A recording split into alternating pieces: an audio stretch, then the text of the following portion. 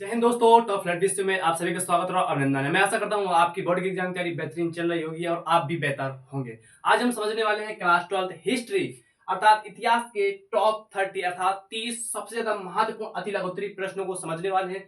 ये board exam 2026 की दृष्टि से बहुत ज्यादा महत्वपूर्ण हो जाते हैं। ये पिछले एग्जाम में पूछे गए हैं, 2020 में पूछा गया, 21 में, 23 में, 25 में। वो सभी प्रश्नों को आज के हम इस वीडियो में सॉल्व करने वाले हैं। ये पूरी बुक के होने वाले प्रश्न है और 30-32 प्रश्न अच्छे से समझने वाले हैं। कितने 30-32 प्रश्न समझेंगे? अति लघुत्तरी प्रश्न। इन्हीं प्रश्नों से आपके बोर्ड एग्जाम 2026 में भी यही प्रश्न फंसने के चांस है और इसके आगे भी जो नए वीडियो आएंगे उनमें मैं और प्रश्नों को लेकर बताने वाला हूं। मैं आपकी 100 नंबर की तैयारी करवाने वाला हूं हिस्ट्री में। और हिस्ट्री मजबूत है तो आप कंपटीशन लेवल की तैयारी करोगे तो वहां आपको हिस्ट्री पढ़नी नहीं पड़ेगी, आप कंपटीशन लेवल का एग्जाम भी निकाल लोगे। और हिस्ट्री बहुत ज्यादा महत्वपूर्ण है, आपको आनी चाहिए कि हमारे इतिहास में क्या क्या घटित हुआ है। अतीत का ज्ञान इतिहास कहलाता है और अतीत में हमारे क्या क्या हो चुका, इतिहास से हमें ये सीखने को मिलता है कि ये गलती हम दोबारा ना करें। जैसे हमसे कोई गलती हो गई है पास्ट में, इतिहास में, तो उस गलती को हम दोबारा ना करें, यही हम इतिहास से सीखते हैं। इतिहास आपको अच्छे से तैयार करनी है। इतिहास में आपको 100 नंबर लेके आने हैं।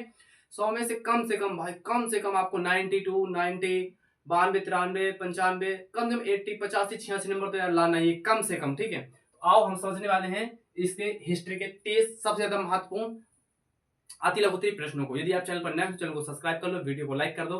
चलो अब हम प्रश्नों को समझते हैं। हमारा पहला प्रश्न है और ये बात ध्यान देना, हम पहले समझेंगे, सबसे पहले समझेंगे हम 12वें चैप्टर के प्रश्न, फिर हम समझेंगे 11वें चैप्टर के, फिर हम 10वें, 9वें, 8वें, 7वें, इस तरह करके हम लास्ट में पहले चैप्टर के प्रश्न में। हमारा 12वां चैप्टर है संविधान का निर्माण और हमारा 11वां चैप्टर है महात्मा गांधी और राष्ट्रीय आंदोलन। आप पहले 2 चैप्टर के तो पढ़ लेते हो और पेपर आता है लास्ट के 2 चैप्टरों से, इस वजह से मैं पहले आपको बताने वाला हूँ लास्ट के प्रश्न, फिर हम चलेंगे लास्ट तक। तो आप वीडियो लास्ट तक देखना जिससे आपके सारे प्रश्न क्लियर हो जाएंगे। जिनमें से हमारा पहला प्रश्न है कि भारत के संविधान की 4 विशेषताएं बताइए। भारत के संविधान, जो हमारा संविधान है, इसकी 4 विशेषताएं बताना। ये 2020 में और 2022 में क्वेश्चन पूछा गया। तो आप लिख सकते हैं, पहला पॉइंट तो यही लिख सकते हैं कि विश्व में सबसे बड़ा संविधान भारत का संविधान है। ठीक है, तो आप लिख सकते हैं कि भारत का संविधान विश्व में सबसे बड़ा संविधान है। ठीक है, देखो समझो कि भारतीय संविधान की प्रमुख विशेषताएं निम्नलिखित हैं। पहला कि विशाल विस्तृत संविधान है। मैंने कहा ये विश्व का सबसे बड़ा संविधान किस देश का है? तो भारत का है। संप्रभुता संपन्न समाजवादी पंथ निरपेक्ष एवं लोकतांत्रिक गणराज्य है।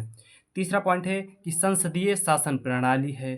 चौथा पॉइंट है स्वतंत्र न्यायपालिका है। पांचवा है मूल अधिकार हैं। राज्य के नीति निर्देशक तत्व हैं। क्वेश्चन था हमारा कि भारत के संविधान की 4 विशेषताएं बताइए। मैंने आपको 6 बता दी। लिख सकते हैं आप, राज्य के नीति निर्देशक तत्व हैं, मूल संविधान है, मूल अधिकार हैं, मूल कर्तव्य हैं वो, और स्वतंत्रता न्यायपालिका है, सांसदीय शासन प्रणाली है, विशाल एवं विस्तृत संविधान है, और संप्रभुता संपन्न समाजवादी पंथ निरपेक्ष एवं लोकतांत्रिक गणराज्य है। ये था हमारा पहला प्रश्न। दूसरा प्रश्न समझो कि खिलाफत आंदोलन क्या था। ये डायरेक्ट पूछता है खिलाफत आंदोलन क्या था। ये 2020 और 25 के 2 सेटों में पूछा गया था। तो आपको लिखना है कि मार्च 2019, कब? मार्च 2019 में बम्बई में एक खिलाफत समिति का गठन किया गया था। मार्च 2019 में बम्बई में खिलाफत समिति का गठन किया गया था। मोहम्मद अली और शौकत अली बंधुओं ने इस आंदोलन का नेतृत्व प्रदान किया था।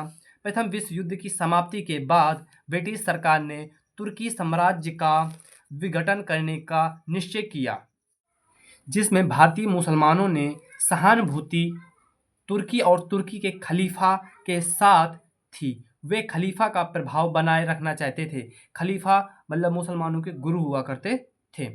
खिलाफत आंदोलन का क्या क्या था? तो आप लिख सकते हैं कि मार्च 1919 में बम्बई में एक खिलाफत समिति का गठन किया गया था। मोहम्मद अली और शौकत अली ने, 2 बंधुओं ने इस आंदोलन का नेतृत्व प्रदान किया था। प्रथम विश्व युद्ध की समाप्ति के बाद ब्रिटिश सरकार ने तुर्की साम्राज्य का विघटन करने का निश्चय किया था, जिसमें भारतीय मुसलमानों की सहानुभूति तुर्की और तुर्की के खलीफा के साथ थी। वे खलीफा का प्रभाव बनाए रखना चाहते थे। यह था हमारा प्रश्न नंबर दूसरा। अब हम समझते हैं प्रश्न नंबर 3। कांड कब और कहाँ हुआ था? आप समझ लो ये 2020, 22 के सभी सेट में पूछा गया था, 23 के सेट में पूछा गया, 25 के सेट में पूछा गया कि ककोरी कांड कब और कहाँ हुआ था। आप शुरुआत के 2 चैप्टर पढ़ लेते हो, लास्ट के चैप्टर नहीं पढ़ते, जिससे आपका पेपर नहीं बनता। तो लास्ट के 2 चैप्टर जरूर पढ़ के जाना बोर्ड एग्जाम में।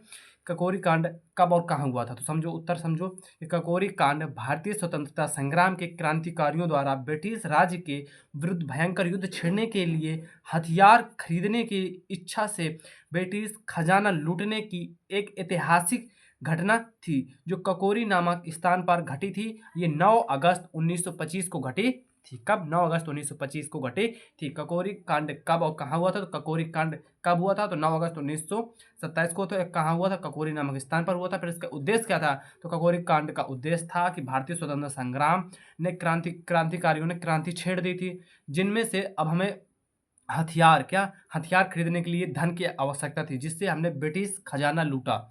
इसी को ये एक ऐतिहासिक घटना बन गई और ये ककोरी नामक का स्थान पर होती, इसलिए इसे ककोरी कांड कहा जाता है। क्वेश्चन नंबर चौथा है हमारा कि क्रिप्स मिशन क्या था और इसका क्या उद्देश्य था?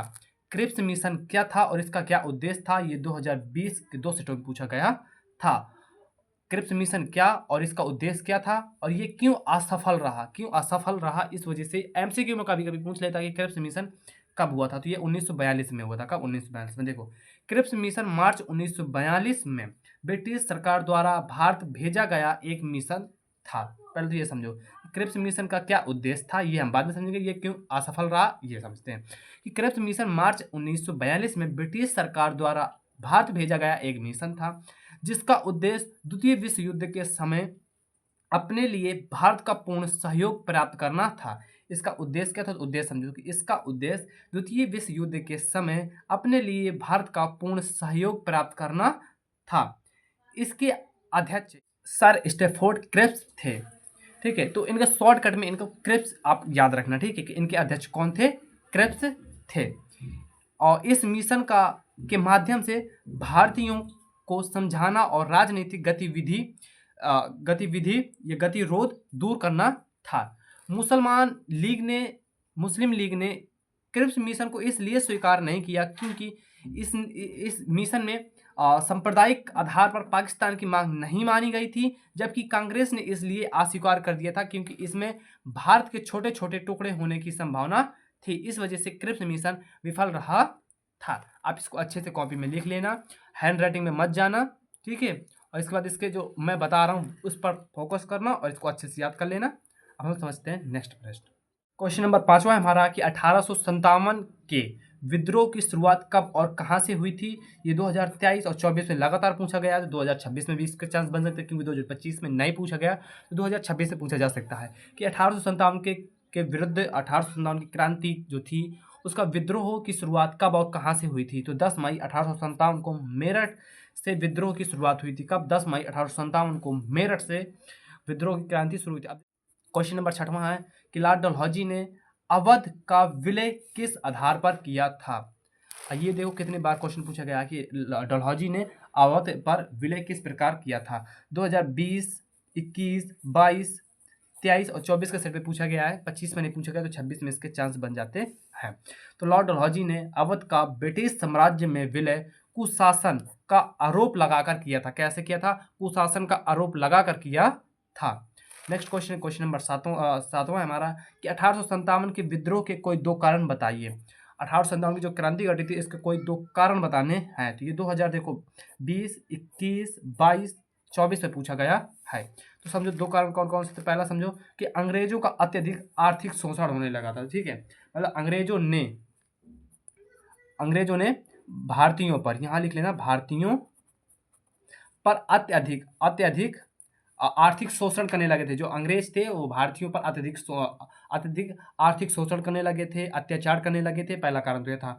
दूसरा कारण था, जो तत्कालीन कारण क्या था क्रांति का, तो वो समझो। तत्कालीन क्रांति का कारण था एनफील्ड राइफल। क्या? एक उनके समय की एक बंदूक आती थी जिनका नाम था एनफील्ड राइफल का प्रयोग, जिनमें कारतूस का प्रयोग किया जाता था। कारतूस में वो गाय और सूअर की चर्बी युक्त होते थे। जो कारतूस होते थे वो गाय के, सूअर और की चर्बी युक्त हुआ करते थे। पहला कारण था कि अंग्रेजों ने भारतीयों पर अत्यधिक आर्थिक और राजनैतिक शोषण करने लगे थे। दूसरा था कि एनफील्ड राइफल का प्रयोग, जिसमें वो कारतूस होते थे, अर्थात जो गोलियां हुआ करती थी वो गाय व सूअर की चर्बी से बनी हुआ करती थी। प्रश्न नंबर 8वां हमारा कि 1857 के विद्रोह में प्रयुक्त प्रतीक चिन्ह क्या था। 1857 से क्रांति से एक क्वेश्चन आपके बोर्ड एग्जाम में निश्चय आएगा, ये बात ध्यान देना। 2024 से पूछा गया था कि 1857 के विद्रोह में प्रयुक्त प्रतीक चिन्ह क्या था। तो आप सभी को पता होगा 1857 क्रांति में प्रतीक चिन्ह जो था वो कमल का फूल और रोटी था। क्या? कमल का फूल और रोटी। रोटी को कहीं कहीं चपाती लिखा रहता है। क्या? रोटी में कहीं कहीं चपाती लिखा रहता है, तो चपाती को ही रोटी कहते हैं। तो कमल का फूल और रोटी प्रतीक चिन्ह था। क्वेश्चन नंबर 9 है हमारा कि विलियम बेंटिंक के सामाजिक सुधारों का उल्लेख कीजिए। 2025 में आया था, तो 2026 में भी इसके चांस हैं कि विलियम बेंटिंक के सामाजिक सुधारों का उल्लेख कीजिए। तो सती प्रथा का उन्मूलन अर्थात सती प्रथा पर रोक लगाई गई थी। ठगी प्रथा का दमन किया गया था अर्थात ठगी प्रथा में भी रोक लगाई गई थी। बाल विवाह पर रोक लगाया था। नर बलि का पर रोक लगाया था। दास की स्थिति में सुधार लाए गए थे। सरकारी सेवाओं में भेदभाव का अंत किया गया था। बाल हत्या पर रोका गया था। प्रेस अर्थात मीडिया की स्वतंत्रता दी गई थी। तो विलियम बेंटिंक द्वारा किए गए प्रमुख को सामाजिक सुधार थे कौन कौन से? तो आप देखो, सबसे पहले तो सती प्रथा का अंत, सती प्रथा का अंत, ठीक है, ठगी प्रथा का अंत, बाल विवाह का पर रोक लगाया था, नर बलि पर रोक लगाया था, दासों के में अच्छे सुधार लाने की स्थिति पर रोक लगाया गया था, सरकारी सेवाओं में भेदभाव का अंत अंत किया गया था, बाल हत्या पर रोक लगाई गई थी, प्रेस की स्वतंत्रता दी गई थी। ठीक है, ये था हमारा 9वां प्रश्न। 9 के बाद 10वां प्रश्न समझो कि अकबरनामा का लेखक, अकबरनामा का अंग्रेजी अनुवाद किसने किया था? और यह फिर पूछता है कि अकबरनामा का लेखक कौन है। तो हम समझने वाले हैं कि अकबरनामा का अंग्रेजी अनुवाद किसने किया था। ये 2024 से पूछा गया था। तो अकबरनामा का अंग्रेजी अनुवाद 20वीं शताब्दी की शुरुआत में हेनरी वेबरिज द्वारा किया गया था। अकबरनामा का अंग्रेजी अनुवाद किसने किया था? तो अकबरनामा का अंग्रेजी अनुवाद 20वीं शताब्दी की शुरुआत में हेनरी वेबरिज द्वारा किया गया था। क्वेश्चन नंबर 11 है हमारा कि विजयनगर साम्राज्य की स्थापना कब और किसने की थी। ये 2021, 22, 24, 25 में पूछा गया है कि विजयनगर साम्राज्य की स्थापना किसने की थी। तो आपको पता होगा विजयनगर साम्राज्य की स्थापना 1336 ईस्वी में विजयनगर साम्राज्य की स्थापना हरिहर एवं बुक्का ने की थी। ये दोनों भाई थे, हरिहर एवं बुक्का ने विजयनगर साम्राज्य की स्थापना 1336 ईस्वी में की थी। ये क्वेश्चन पूछता है और ये क्वेश्चन आपकी दृष्टि बोर्ड की एग्जाम की दृष्टि से बहुत ज़्यादा महत्वपूर्ण है। ये तो एमसीक्यू में पूछेगा या फिर आपके अति लघुत्तरी पूछेगा या फिर लघुत्तरी प्रश्न पूछेगा, या मतलब एक प्रश्न आपसे विजयनगर साम्राज्य के बारे में एक प्रश्न तो आपसे पूछेगा ही कि विजयनगर साम्राज्य की स्थापना कब और किसने की थी। तो विजयनगर साम्राज्य की स्थापना 1936 ईस्वी में हरिहर एवं बुक्का ने की थी। क्वेश्चन नंबर 12वां है हमारा, खानखा से आप क्या समझते हैं। ये 2020-23 के 2 सेट में पूछा गया था और ये क्वेश्चन अच्छा भी है कि खानखा से आप क्या समझते हैं। तो खानखा सूफी संतों का आश्रय स्थल थे जहां वे अपने आध्यात्मिक उपदेश देते थे तथा अन्य धार्मिक कृत करते थे। तो खानखा सूफी संत के आश्रय स्थल हुआ करते थे। ये आध्यात्मिक ज्ञान दिया जाता था, या उपदेश दिया जाता था, और यहाँ पर अन्य धार्मिक के कृत भी हुआ करते थे। क्वेश्चन नंबर 13 है हमारा कि अंडाल कौन थी, उन्हें क्या कहा जाता था। ये 2024-25 के लगातार 2 साल पूछा गया है। अब कि देखो, आपके बोर्ड एग्जाम में 7 सेट बनते हैं, हर जिले में अलग अलग आता है, और किस सेट में कौन सा प्रश्न आ जाए ये तो मुझे भी नहीं पता, किसी को नहीं पता होता। तो आपको सभी प्रश्नों को अच्छे से तैयार करना है कि अंडाल कौन थी, उन्हें क्या कहा जाता था। तो अंडाल जिन्हें कोथाई, नचियार और गोदा देवी के नाम से जाना जाता था, दक्षिण भारत के 12 हिंदू कवि संतों में एकमात्र अलवार महिला संत थी जिन्हें मरणोपरांत भूदेवी का अवतार माना गया था। अलवार संतों की तरह वे हिंदू धर्म की वैष्णव परंपरा से जुड़े हुए थे। अंडाल कौन थी, उन्हें क्या कहा गया। अंडाल जिन्हें कोथाई, नचियार और गोदा देवी के नाम से जाना जाता है, दक्षिण भारत के 12 हिंदू कवि संत में एकमात्र अलवार महिला संत थी जिन्हें मरणोपरांत भूदेवी का अवतार माना गया। अलवार संतों की तरह उन्हें हिंदू धर्म की वैष्णव परंपरा से जुड़ी हुई थी। नेक्स्ट क्वेश्चन इसी से संबंधित है कि अलवार और नए नार से आप क्या समझते हैं। अलवार और नए नार से आप क्या समझते हैं, ये 2020 और 24 में पूछा गया है। तो समझो कि नए नार और अलवार तमिल कवि संत थे जिन्होंने 5वीं-10वीं शताब्दी के बीच दक्षिण भारत में भक्ति आंदोलन के प्रचार प्रसार में महत्वपूर्ण भूमिका निभाई। नयनार भगवान शिव के तथा अलवार भगवान विष्णु के उपासक हुआ करते थे। नेक्स्ट क्वेश्चन है कि गुरु नानक की शिक्षाओं का वर्णन कीजिए। 2020-23 में पूछा गया है। तो नानक के निर्गुण भक्ति का प्रसार करते थे। कैसे? निर्गुण भक्ति के प्रसार किया करते थे। उन्होंने मंत्र, अनुष्ठान, स्नान, मूर्ति पूजन व कठोर तप जैसे वहम धार्मिक ग्रंथों को भी अस्वीकार किया था। गुरु नानक के अनुसार परम पूर्ण रब मतलब भगवान का कोई लिंग या अवतार नहीं होता है। ये था हमारा क्वेश्चन नंबर 15। अब हम समझते हैं इसके आगे क्वेश्चन। क्वेश्चन नंबर 16 हमारा है कि किन्हीं 4 महाजनपदों का नाम उल्लेख कीजिए। और ये 2024 में पूछा गया है। क्वेश्चन नंबर 16 था हमारा कि किन्हीं 4 महाजनपदों के नाम लिखना, जिनमें से देखो मगध सबसे शक्तिशाली जनपद था। ठीक है, सबसे शक्ति महाजनपद कौन सा था? तो मगध था, जिसमें अशोक ने 16 महाजनपद पर राज किया था। 16 महाजनपद थे, जिनमें से हमें किस 4 के नाम लिखना था। पहले मगध, अंग, काशी और कौशल। ठीक है, ये थे हमारे 4। और भी 16 हैं। ठीक है, जिनमें से ये 4 हैं मगध, अंग, कौशी और काशी। ठीक है, कौशल। हर्ष। और नेक्स्ट क्वेश्चन है हमारा क्वेश्चन नंबर 17 है कि हर्षचरित का लेखक कौन था? हर्षचरित का लेखक कौन था? ये 2024 से पूछा गया है कि हर्षचरित बाणभट्ट द्वारा रचित सम्राट हर्षवर्धन की जीवन रचित है। बाणभट्ट हर्षवर्धन का दरबारी कवि था और हर्षचरित बाणभट्ट की प्रथम रचना है। क्वेश्चन नंबर 18 है हमारा कि महावीर स्वामी कौन थे? ये 2020, 22 और 25 से पूछा गया है। तो जैन धर्म के 24वें तीर्थकार थे। महावीर स्वामी अहिंसा के मूर्तिमान प्रतीक थे। इनका जन्म 599 ईसा पूर्व वैशाली गणतंत्र के अर्थात वैशाली ग्राम गणतंत्र के जिला के कुंडल ग्राम या कुंड ग्राम में इच्छुक वंश के क्षत्रिय राजा सिद्धार्थ एवं रानी त्रिशला के यहाँ चैत्र शुक्ल 13 को उनका जन्म हुआ था। अब इनके जन्म में 2 जन्म माने जाते हैं। कहीं कहीं 540 भी दिया रहता है जन्म इनका। ठीक है, कहीं 540 भी दिया रहता है इनका जन्म। तो याद रखना। ठीक है, कि बोर्ड एग्जाम में आपसे एक ही आएगा, एमसीक्यू में एक ही पूछेगा, तो आपको याद रखने रहना है कि क्वेश्चन आएगा कि महावीर स्वामी कौन थे या महावीर स्वामी कौन थे, ऐसे क्वेश्चन बनेगा। तो जिनको आपको लिखना है कि जैन धर्म के 24वें तीर्थकार, या क्वेश्चन इस तरह भी पूछ सकता है कि जैन धर्म के अंतिम तीर्थकार कौन थे। इस तरह भी घुमा के प्रश्न पूछ सकता है। तो आपको याद रखना है कि जैन धर्म के 24वें तीर्थकार महावीर स्वामी अहिंसा के मूर्तिमान प्रतीक थे। इनका जन्म 599 ईसा पूर्व वैशाली के कुंडल ग्राम या कुंड ग्राम में एक इच्छुक वंश के क्षत्रिय राजा सिद्धार्थ एवं रानी त्रिशला के यहाँ हुआ था। क्वेश्चन नंबर 19 हमारा कि स्तूप से आप क्या समझते हैं? आइए आपके बोर्ड एग्जाम में प्रश्न लिख कर देता हूँ। ये प्रश्न आपके बोर्ड एग्जाम में 100% आएगा कि स्तूप से आप क्या समझते हैं। ये 2025 में पूछा गया है। तो ये क्वेश्चन आपके 101% लिख कर देता हूँ कि आपके 7 सेट में से किसी न किसी एक सेट में ये प्रश्न जरूर आएगा कि स्तूप से आप क्या समझते हैं, स्तूप क्या है। स्तूप से संबंधित एक क्वेश्चन 101% आएगा। चलो आप समझते हैं इसका आंसर कि स्तूप एक गोल टीले के आकार की संरचना होती है जिसका प्रयोग पवित्र बौद्ध अवशेषों को रखने के लिए किया जाता था।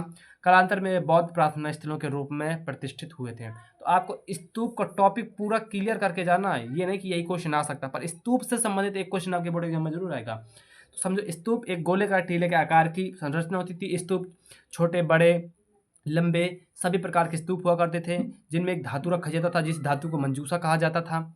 इस तरह से आपको बहुत सारी चीज़ें जो इसमें पढ़नी पड़ती हैं जिसमें। ठीक है, तो ये गोल प्रकार के आकार का होता था। इसमें बौद्ध अवशेषों को रखा जाता था और बौद्ध अवशेषों को बौद्ध के अनुयायी लोगों को रखा जाता था, जिनमें से देखो क्या क्या रखा जाता था।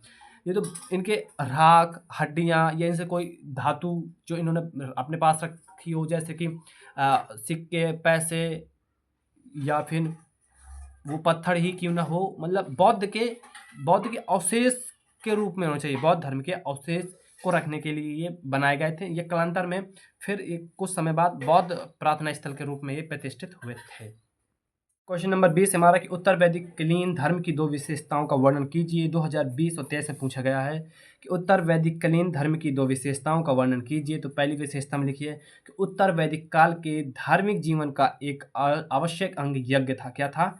उत्तर वैदिक काल के धार्मिक जीवन का एक आवश्यक अंग यज्ञ था। यज्ञों को संपन्न करने के द्वारा संपादन या संपन्न करके हम अपनी इच्छाओं की फलों की प्राप्ति कर सकते थे। तो यज्ञों के संपादन द्वारा सभी इच्छित फलों की प्राप्ति की जा सकती थी। धर्म, ये बात ध्यान है, उत्तर वैदिक काल की विशेषता नहीं लिखने की, आप लिख दो उत्तर वैदिक काल की विशेषता। उत्तर वैदिक काल के धर्म, उत्तर वैदिक धर्म की विशेषता बताएं। तो पहला धर्म में कि यज्ञों को ये बहुत आवश्यक हो गए थे, फिर यज्ञों के द्वारा ये कुछ भी अपने इच्छित फलों की प्राप्ति कर सकते थे। 21 नंबर क्वेश्चन है कि वैदिक सभ्यता की दो विशेषताएं लिखी। हमें क्या वैदिक सभ्यता की दो विशेषताएं लिखना है। तो पहला लिख सकते हैं कि वैदिक सभ्यता ग्रामीण सभ्यता थी। कैसी थी? ग्रामीण सभ्यता थी। वैदिक सभ्यता के लोगों का व्यवसाय पशुपालन एवं कृषि था। वैदिक सभ्यता में राजा वंशानुगत होता था। और वैदिक काल के दो भाग हो गए थे, ऋग्वैदिक काल, उत्तर वैदिक काल। उत्तर वैदिक काल में इसके ये भी आप एक विशेषता लिख सकते हैं कि इसके दो भाग थे। वैदिक काल में ही हमारे वेद लिखे गए थे। ऋग्वेद में ऋग्वैदिक काल में ऋग्वेद लिखा गया था। उत्तर वैदिक काल में तीनों वेद लिखे गए थे और उत्तर वैदिक काल में लोहे का आविष्कार हुआ था। ये बहुत सी चीज़ें इसमें आप लिख सकते हैं, पर हमें दो विशेषताएं लिखनी थी। हमने जिसमें लिख दिया पहले कि ग्रामीण सभ्यता थी और पशुपालन में पशुपालन और कृषि इनका व्यवसाय था। और यहाँ पर जो शासन हुआ करता था राजा का, वो वंशानुगत हुआ करता था। नेक्स्ट क्वेश्चन नंबर 22 हमारा कि वर्ण के कितने प्रकार हैं उल्लेख कीजिए। ये 2025 में पूछा गया है कि वर्ण के कितने प्रकार हैं। तो वर्ण के 4 प्रकार बताए गए हैं। कितने प्रकार बताए गए हैं? 4। पहला ब्राह्मण, क्षत्रिय, वैश्य और शूद्र बताए गए हैं। नेक्स्ट क्वेश्चन है, क्वेश्चन नंबर 23 है कि अभिलेख से आप क्या समझते हैं। अभिलेख से आप क्या समझते हैं 2020, 22, 24 में पूछा गया। देखो, एक साल पूछता है, एक साल नहीं पूछता, एक साल पूछता है, एक साल नहीं पूछता। तो 2026 के लिए ये क्वेश्चन भी आपके लिए तैयार है। ये क्वेश्चन भी पूछा जाएगा, किसी न किसी सेट में पूछा जाएगा। कौन से सेट में पूछा जाएगा ये मुझे नहीं मालूम। तो आंसर समझो कि अभिलेख पत्थर, धातु या मिट्टी के बर्तन जैसी कठोर सतह पर खुदे हुए कुछ शब्द या लेख हुआ करते थे। अभिलेख क्या था? अभिलेख क्या था कि अभिलेख एक, या तो समझो कि एक धातु का हुआ करता था, पत्थर का भी होता था, पक्की मिट्टी का बर्तन टाइप का एक कठोर, मतलब एक पहाड़ टाइप का एक कठोर मूर्ति टाइप की एक अभिलेख हुआ करते थे। तो उसमें कुछ शब्द लिख दिया जाते थे उस समय के अनुसार। ठीक है, तो उन्हीं को अभिलेख कहा जाता है, जिनमें लिखे हुए कुछ शब्दों को ही अभिलेख कहते हैं। नेक्स्ट क्वेश्चन है, क्वेश्चन नंबर है 24 की प्रयाग प्रशस्ति की रचना किसने की थी। प्रयाग प्रशस्ति की रचना किसने की थी? 2020, 21, 22 और 21 में पूछा गया है कि प्रयाग प्रशस्ति की रचना किसने की थी। तो आप सभी को पता होगा कि प्रयाग प्रशस्ति एक अभिलेख था। क्या था? अभिलेख है, जिसकी रचना हर्षसेन ने की थी। ये समुद्रगुप्त से संबंधित है। ये बात ध्यान देना कि प्रयाग प्रशस्ति का एक अभिलेख है जिसकी रचना हर्षसेन ने की थी। ये समुद्रगुप्त से संबंधित है। नंबर 25 हमारा कि मैक्सथनीज कौन था, उसके ग्रंथ का क्या नाम था। ये भी 2024 और 25 में पूछा गया है कि मैक्सथनीज कौन था, इसके ग्रंथ का क्या नाम था। तो मैक्सथनीज यूनान का एक राजदूत था जो मौर्य शासक चंद्रगुप्त मौर्य के दरबार में आया था। इसने अपने भारत की यात्रा का विवरण इंडिका नामक पुस्तक पर लिखा था, इंडिका नामक ग्रंथ पर लिखा था। तो मैक्सथनीज की कौन सा ग्रंथ था? इंडिका था। इंडिका से हमें मौर्य साम्राज्य की जानकारी मिलती है। क्वेश्चन नंबर 26 है हमारा, जो ये मैक्सथनीज था, ये सेल्यूकस निकेटर का राजदूत था। सेल्यूकस निकेटर तो जो है वो सिकंदर का सेनापति था। ठीक है, नेक्स्ट क्वेश्चन है, क्वेश्चन नंबर 26 हमारा कि प्रभावती, देखो कहीं कहीं प्रभावती गुप्ता लिख कर आता है और कहीं कहीं प्रभावती गुप्त लिख कर आता है। तो ठीक है, तो आप प्रभावती गुप्त समझो कि प्रभावती गुप्त कौन थी, उसने अपने अभिलेख में किसको आदेश दिया था। ये भी 2020 में, 24 में, 23 में पूछा गया। तो प्रभावती गुप्त चंद्रगुप्त द्वितीय की पुत्री थी, जिसका विवाह वकाटक नरेश रुद्र सिंह सेकेंड के साथ 380 ईसा के आसपास हुआ था। प्रभावती ने पूर्ण तम्रफलक में भूमि दान दिए जाने का आदेश दिया था। क्वेश्चन नंबर 27 समझो कि राजतरंगिणी के लेखक कौन है। राजतरंगिणी के लेखक कौन है, 2024 में पूछा गया है। तो राजतरंगिणी के लेखक कल्हड़ हैं। कल्हड़ ने 12वीं शताब्दी अर्थात 1100 से 1150 में, लगभग 1150 से 1150 ईस्वी से 1150 ईस्वी के आसपास संस्कृत भाषा में रचना की थी तरंगिणी की। किसकी? राजतरंगिणी की। इसमें 8 अध्याय हैं और 7826 श्लोक हैं। ये कश्मीर के राजाओं को एक ऐतिहासिक एवं प्रमाणित ग्रंथ है, इतिहास किसका है? कश्मीर के राजाओं का ऐतिहासिक एवं प्रमाणित ग्रंथ है। तो राजतरंगिणी के लेखक कौन थे? तो राजतरंगिणी के लेखक कल्हड़ ने राजतरंगिणी की रचना की थी, 12वीं शताब्दी में की थी, संस्कृत भाषा में की थी। राजतरंगिणी में 8 अध्याय हैं, 7826 श्लोक हैं और ये कश्मीर के राजाओं की एक ऐतिहासिक ग्रंथ है। क्वेश्चन नंबर 28 हमारा कि चनुंदड़ों में मनके बनाने के लिए किन पत्थरों का उपयोग किया जाता था? ये 2024 में भी पूछा गया, 20 में पूछा गया, 23 में भी पूछा गया है कि चनुंदड़ों में मनके बनाने के लिए किन पत्थरों का उपयोग किया जाता था। तो आपको याद रखना जस्पर, सेलखड़ी, शंख, कर्निलियन और पक्की मिट्टी के प्रयोग करते थे। मनके का मतलब होता है मोती, मोती का मतलब होता है जो माले में आप देखते हो कि व्हाइट कलर की मोती लगी रहती है, उसी को कहते हैं मनके। क्या कहते हैं? मनके। तो मनके से हम माला बनाने में और भी साड़ियों के साइड में लगाने में बहुत सी चीज़ों में मनके का उपयोग किया जाता है। तो मनके कैसे बनता था? जस्पर पत्थर से, सेलखड़ी पत्थर से, शंख से, कर्नियल पत्थर से आदि से बना करता था। नेक्स्ट क्वेश्चन है क्वेश्चन नंबर 29 है कि कालीबंगा का शाब्दिक अर्थ क्या था? कालीबंगा का शाब्दिक अर्थ क्या था? तो काले रंग की चूड़ी। क्या? काली चूड़ियाँ या काली रंग की चूड़ियाँ। क्योंकि एक क्वेश्चन पूछता है कि मृतकों का टीला किसे कहते हैं? मृतकों का टीला किसे कहते हैं? तो मोहनजोदड़ो कहा जाता है। तो इसी तरह पूछता है कि कालीबंगा का शाब्दिक अर्थ क्या है? तो काले रंग की चूड़ियाँ। नेक्स्ट क्वेश्चन है धौलावीरा। क्या? धौलावीरा पूरा स्थल का उत्खनन सर्वप्रथम किसके द्वारा आरंभ किया गया था? ये 2020, 21, 24 में पूछा गया कि धौलावीरा पूरा स्थल का उत्खनन सर्वप्रथम किसके द्वारा किया गया था? तो धौलावीरा है कहाँ? कच्छ, गुजरात में। कहाँ? धौलावीरा कच्छ, गुजरात में है। पहली बात तो ये ध्यान देना। पूरा स्थल का उत्खनन सर्वप्रथम 1990 में। कब? 1990 ईस्वी में आर एस विस्ट की देख रेख में किया गया था। नेक्स्ट क्वेश्चन है क्वेश्चन नंबर 31 हमारा कि लोथल पुरातत्व की खोज किस वर्ष और किसने की थी? लोथल पुरातत्व की खोज किस वर्ष और किसने की थी? ये 2020, 22, 23, 24 में पूछा गया है। तो लोथल गुजरात के अहमदाबाद जिले के भोगवा नदी के किनारे स्थित है। इसका तो उत्खनन कार्य 1954 से 55 में रंगनाथ राव के द्वारा किया गया था। क्वेश्चन नंबर 32 हमारा कि सिंधु घाटी सभ्यता के 2 प्रमुख केंद्र कौन कौन से थे? तो देखो बहुत सारे केंद्र थे, हड़प्पा, मोहनजोदड़ो, लोथल, कालीबंगा, चुनिंद्रो आदि थे। ठीक है, तो 2 स्थलों के नाम लिखने हैं जिनमें से मैंने आपको 4-5 बता दिए, जिनमें से आपको 2 याद रखना है। ये 2020-24 में पूछा गया था। मित्रों, हमने इस वीडियो में 32 प्रश्नों को समझा। कितने प्रश्नों को समझेगा? 32 प्रश्नों को हमने समझा है।